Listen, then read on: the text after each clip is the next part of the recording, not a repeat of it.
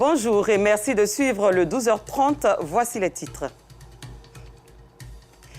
Il se nomme Ligoa Aimé Ludovic. Il a été déclaré Super Ebony 2023 hier à Yamoussoukro.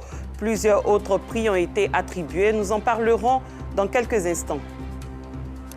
Puis une réunion se tient à Riyad avec les acteurs de la crise entre Israël et le Hamas. Une rencontre pour négocier un cessez-le-feu dans la ville de Gaza. La 25e cérémonie de distinction des meilleurs journalistes s'est tenue hier à Yamoussoukro. À cette occasion, Ligoa Aimé Ludovic a été désigné Super Ebony 2023. Le groupe RTI a également raflé des prix. Bintou Pekele de la rédaction de RTI 2 a obtenu le prix du meilleur journaliste télé et Hamza Diaby de la rédaction de RTI 1 le prix du meilleur présentateur. Nous aurons plus de détails et plus d'images dans nos prochaines éditions.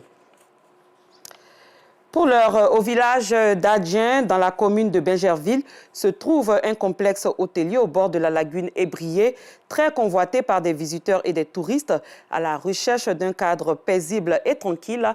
Allons à la découverte de ce lieu dans notre rubrique Escale 225. Au bord de la lagune Ébrié se cache un cadre attrayant, pas comme les autres.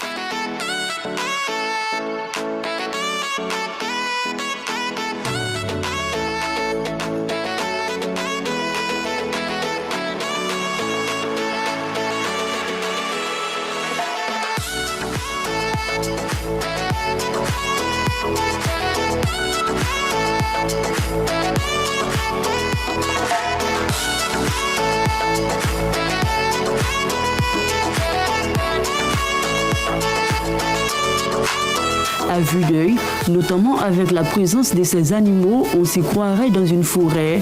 Mais non, il s'agit d'un complexe hôtelier bâti par Yamke, un entrepreneur ivoirien passionné par la nature. C'est du matériel qu'on a trouvé sur place, c'est des bois morts qu'on a, en se promenant un peu dans la forêt, on a récupéré. Ici, par exemple, c'est un peu une nostalgie de nos parents. Avant, on séchait le cacao avec le café. Donc, on a utilisé ça. Ici, c'est du bois. C'est du bois qu'on a fait les chaises bien solides. Ça supporte plus de 200 kilos. Enfin, c'est des choses qu'on a trouvées dans la nature. Dans cet espace, on trouve entre autres des singes, des autruches, des poulets et des poissons. Nous avons les singes qui ont des petits noms, qui sont vraiment... Ils sont adorables. Il y a un voisin qui est là et ensuite DG. DG, ensuite on a la biche qui est là, qui s'appelle Caprice. Ici, comme tout est naturel, donc on a voulu embellir un peu l'image de la baie avec les animaux. Ce complexe est beaucoup convoité par les amoureux de la nature. Le plus impressionnant, les clients choisissent eux-mêmes dans la lagune les poissons qu'ils comptent déguster.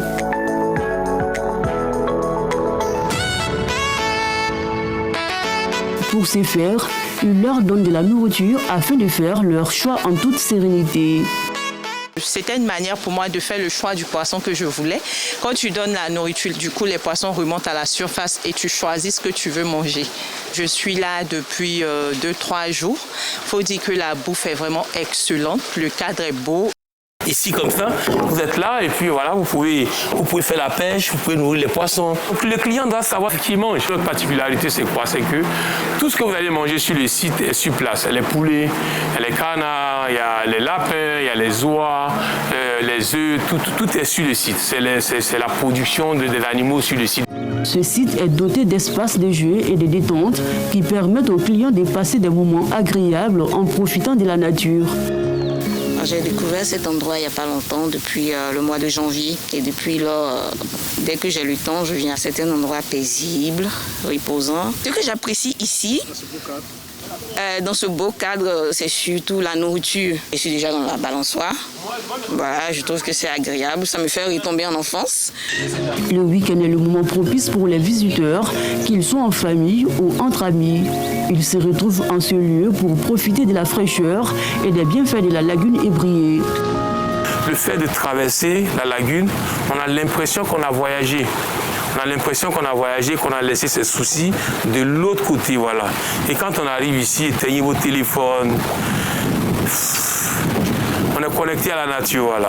Nos clients, ce sont des Ivoiriens. Les jeunes maintenant qui arrivent, il y a des anniversaires, des mariages. Il y a eu plusieurs fois des mariages mixtes, des mariages entre Français, et des Français ivoiriens, des mariages. Il y a beaucoup de mariages ici qui sont célébrés ici. Bonjour. Certains clients sont éblouis par l'emplacement et les décors des chambres de ce complexe.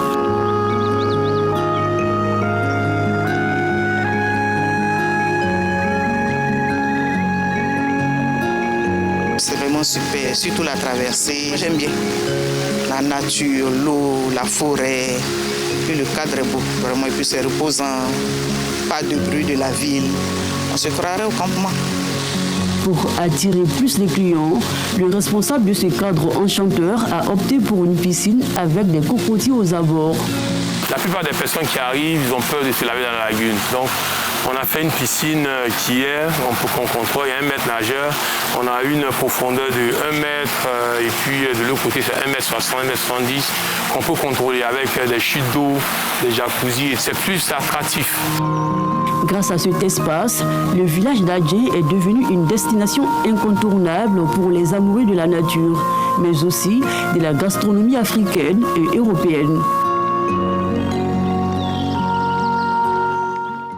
Un cadre enchanteur à découvrir absolument. Quelle est la contribution du système de la propriété intellectuelle à l'atteinte accélérée des objectifs de développement durable? Un sujet évoqué à la faveur de la Journée mondiale de la propriété intellectuelle. La rencontre s'est tenue récemment dans la commune de Cocody à l'initiative de l'Office ivoirien de la propriété intellectuelle. Suivez ce reportage.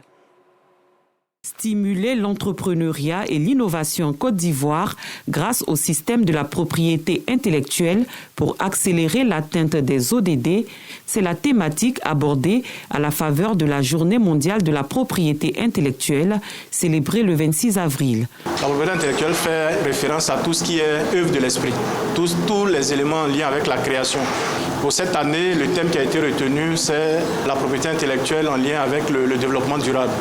Et comme vous le savez, le développement durable, c'est comment on vit aujourd'hui tout en préservant nos enfants, nos arrière-petits-enfants qui vont venir, en ne gaspillant pas l'ensemble des ressources là. L'Organisation des Nations Unies a défini un plan pour l'ensemble des pays, de telle sorte que dans leur stratégie de développement, tous les pays travaillent à la réalisation de ce qu'on appelle aujourd'hui les ODD. Les défis et perspectives liés à la réalisation des objectifs de développement durable, la création d'un cadre propice à l'entrepreneuriat et à l'innovation grâce au système de la propriété intellectuelle, autant de questions débattues par des experts au cours d'un panel. L'innovation est au centre de toute promotion, développement durable, et aussi avec l'innovation, on permet non seulement d'atteindre les objectifs, mais également on permet à travers l'OAPI de protéger le savoir-faire. La propriété intellectuelle est là pour protéger les créateurs, pour protéger les innovateurs et pour pouvoir perpétuer le cycle de l'innovation et répondre toujours mieux à ces fameux objectifs de développement durable. Les participants entendent mettre en pratique les différentes recommandations. Nous allons communiquer sur ce que nous avons appris et surtout sur l'importance de bien vouloir s'enregistrer à l'OIP. C'est vraiment très très important de nos jours. Nous avons beaucoup appris sur les innovations par rapport aux ODD qui sont très importants pour les générations futures. Nous prenons en compte toutes les thématiques qui ont été abordées. Instituée il y a 24 ans par l'Office mondial de la propriété intellectuelle, la Journée mondiale de la propriété intellectuelle souligne l'importance d'un système équilibré pour reconnaître et récompenser l'activité des inventeurs et créateurs. Cette année, elle offre l'opportunité d'examiner la manière dont la propriété intellectuelle encourage des solutions innovantes et créatives pour rendre plus rapide l'atteinte des objectifs de développement durable. Le Forum des leaders pour la démocratie et la paix en Côte d'Ivoire a effectué sa sortie officielle. Il se veut une force de proposition pour les gouvernants et c'est ce que nous fait savoir Clément Boko. Les leaders de jeunesse et les leaders d'opinion réunis au sein du Forum des leaders pour la démocratie et la paix en Côte d'Ivoire lancent officiellement leurs activités. Henri Kouablé, le président du Forum, s'engage à fédérer les jeunes leaders pour une paix durable en Côte d'Ivoire. Depuis l'avènement de la crise post-électorale, on sent que la méchanceté s'installe.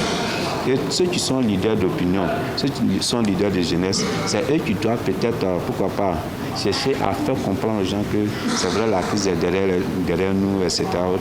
À partir de là, nous avons des handicapés, nous avons peut-être, pourquoi pas, des sinistrés. Il y a plusieurs problèmes. Le forum veut véritablement s'attaquer et faire des propositions, pas s'attaquer d'une manière négative, mais plutôt être un instrument de proposition, trouver véritablement la solution. Pour le parrain Paul César Bolou, il est grand temps d'éveiller les consciences sur les maux qui minent notre société. L'Afrique est en train d'amorcer beaucoup de phénomènes sur lesquels on doit plancher. Vous voyez, il fait très chaud aujourd'hui. Et on parle de réchauffement climatique. Beaucoup de gens ne savent pas ce que c'est. Est-ce qu'on en parle? Voilà. Est-ce que vous savez qu'aujourd'hui, la plupart de nos écoles sont en train de traverser ce qu'on appelle la drogue aux alentours? Personne n'en parle. Il faut une reprise collective d'une conscience pour tout le monde, pour que les choses comme ça, chacun s'y mette. Le Forum des leaders pour la démocratie et la paix en Côte d'Ivoire a été créé le 1er mars 2017 et se dit prêt à accompagner les décideurs en étant une force de proposition. Parlons religion, le coût du Hajj cette année est fixé à 3 250 000 francs CFA. Information donnée par le ministre de l'Intérieur et de la Sécurité au cours du lancement du Hajj en novembre 2023. Une information rappelée par le directeur général des cultes, par ailleurs président du comité de surveillance du Hajj. C'était à l'occasion d'une conférence de presse qu'il a animée au siège de la Direction générale des cultes. Messamba Bamba assure que la mission Hajj de Côte d'Ivoire est à la tâche en vue d'offrir une édition 2024 réussie pour la satisfaction des concitoyens admis à ce pèlerinage. Et notons que les premiers départs se feront le 27 mai et les derniers vols le 5 juin 2024. Direction Paris, où les humoristes de l'émission Bonjour sont allés au contact des fans, des moments de joie et de fou rire que nous relate Pargasoro Kone de Madongui, notre envoyé spécial à Paris. Paris, Ivry-sur-Seine. Humoristes et équipe de production de l'émission Bonjour en pleine séance de travail. Au centre des échanges, répétitions, mobilisation et stratégie de communication autour de ce grand rendez-vous humoristique de la RTI Bonjour Paris. Quand la Côte d'Ivoire a gagné, il a sauté sur le président. Et puis il y a quelqu'un qui est venu tirer, dit non, ici c'est notre président, on fait tout ce qu'on veut. Si on veut, on embrasse, si on veut, on n'embrasse pas. La stratégie trouvée. Alors, direction Château Rouge et Château d'Eau, boulevard Strasbourg. Une fois arrivés, humoristes et artistes chanteurs en contact avec la diaspora. Distribution de flyers et l'approche de bouche à oreille utilisée pour les inviter à se déplacer nombreux à la maison de la mutualité. Certains très heureux de voir leurs humoristes préférés profitent pour prendre des photos. D'autres, séduits par leur présence, prennent automatiquement des passes. D'autres encore très motivés ne veulent pas se faire compter cette 4e édition de Bonjour Paris. C'est le cas de la cofondatrice de Koyaka Market. Je suis ravie de voir toute la Côte d'Ivoire chez moi, surtout la RTI, c'est un plaisir. En plus des Ivoiriens, de nombreux fans de Bonjour des autres pays africains vivant à Paris. Au niveau de la Côte d'Ivoire, moi j'aurais remarqué, c'est devenu le centre des humoristes. En tout cas, bon, vraiment, c'est un centre de qualité parce que quand je vois les émissions des humoristes au niveau de la Côte d'Ivoire, moi je suis du Congo, mais c'est pas le même niveau. Hein. Vous serez là demain? Oui, c'est sûr. J'avais un autre programme, hein. Mais bon, on sera là. Autre lieu de sensibilisation, le métro. Faut rire un peu. Sortis du métro, humoristes et équipes de production se sont rendus à Paris Saint-Germain Academy dans le 93-300 pour un match de gala qui va les opposer à la jeunesse ivoirienne de Paris. Amis sportifs, bonsoir. Le match de gala qui oppose les humoristes ivoiriens face à l'équipe de France, c'est-à-dire les jeunes ivoiriens qui vivent ici en France. Oui, je vais face aux comédiens. Oui, on est appelé. Bien sûr. Bien bon. Ça va, attends là. Ouais. Oh, oui. Ouais, ça va. Oui, ouais, ça va, ouais, cher. Qu'est-ce qui se passe? Ah, mais là, on est chaud, là. On est chaud, là, parce que là, on doit faire un grand match. Le coach a dit... Tu joues à quel poste? Eh ben, je joue partout, hein. Okay. Voilà, le coach a dit qu'il faut marquer des buts, que ce soit dans notre camp comme dans le camp de l'ennemi, il faut marquer quand même. Le groupe RTI, vous savez, ce qu'on disait là, la coupe c'est chez nous. Ça vient de notre laboratoire. C'est pour dire qu'on est toujours en train de créer, et c'est ça. Le coup d'envoi à peine donné que le coach de l'équipe humoristique, Wallace, est dans tous ses états. Je vais faire sortir 2 joueurs là. Je vais faire sortir à 11 là. On peut pas, on va gagner trop. Il faut qu'on joue à 9. Le mécontentement du coach approuvé par les supporters et par les responsables de l'équipe, le directeur technique et le directeur de la production de la RTI.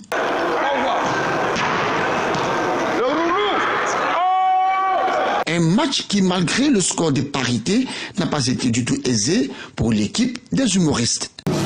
Ça n'a pas été facile, on donne le meilleur de nous pour que le pays soit heureux. Là, je viens de mettre un but et je compte sur mes coéquipiers pour la suite. Venez, bouge à bouche, j'attends. Cette rencontre footballistique s'est jouée dans un esprit fair play et dans une ambiance cordiale, conviviale et fraternelle. Bonjour Paris 2024, c'est ce soir dans la capitale française. Ailleurs, l'Arabie Saoudite accueille ce dimanche une réunion spéciale du Forum économique mondial qui devrait être dominée par la guerre dans la bande à Gaza et les tensions au Moyen-Orient. Des négociations pour obtenir un cessez-le-feu à Gaza devraient être entamées. Et pour rappel, la 25e cérémonie de distinction des meilleurs journalistes s'est tenue hier à Yamoussoukro. À cette occasion, Ligoa Aimé Ludovic a été désigné Super Ebony 2023. Le groupe RTI a également raflé des prix. Bintou Pekele de la rédaction de RTI 2 a obtenu le prix du meilleur journaliste télé et Hamza Diaby de la rédaction de RTI 1 le prix du meilleur présentateur. Nous aurons plus de détails dans nos prochaines éditions. Fin de cette édition, merci de l'avoir suivi. Très bon dimanche en compagnie des programmes de RTI 2.